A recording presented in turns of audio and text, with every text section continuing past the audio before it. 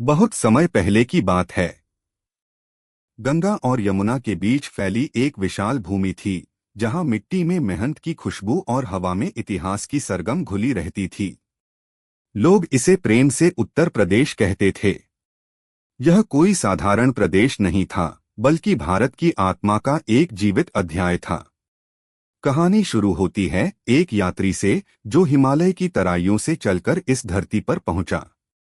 उसने देखा कि यहाँ की सुबह मंदिरों की घंटियों और मस्जिदों की अजान से एक साथ जागती है। बनारस की गलियों में जीवन मृत्यु से संवाद करता है, तो अयोध्या की मिट्टी में मर्यादा पुरुषोत्तम राम की पदचाप आज भी सुनाई देती है। मथुरा में कृष्ण की बाल लीलाएं हवा में तैरती हैं और वृंदावन में भक्ति रास बन जाती है। यात्री आगे बढ़ा। उसने आगरा में संगमरमर का वह प्रेम ग्रंथ देखा, जिसे दुनिया ताजमहल के नाम से जानती है। उसे लगा मानो पत्थर भी यहाँ भावनाएं व्यक्त करना जानते हैं। लखनऊ पहुंचा तो नजाकत, तहजीब और पहले आप की संस्कृति ने उसका स्वागत किया। वहां की भाषा में मिठास थी और अदब में गहराई। उत्तर प्रदेश केवल इतिहास और इमारतों का प्रदेश नहीं था। यह किसानों के पसीने से सींचे गए खेतों की कहानी भी था।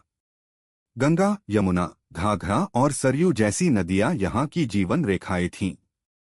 गेहूं, धान और गन्ने के खेत लहराते थे, मानो धरती खुद मुस्कुरा रही हो। गांवों की चौपालों में लोकगीत गूंजते और शहरों में आधुनिकता नए सपने बुनती। इस प्रदेश ने देश को अनेक महापुरुष दिए, कभी क्रांति की मशाल जलाने वाले, तो कभी साहित्य और राजनीति को दिशा देने वाले।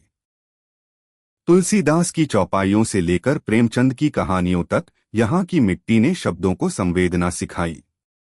स्वतंत्रता संग्राम में भी यह धरती पीछे नहीं रही, यहाँ की गलियों में आजादी के नारे गूंजे।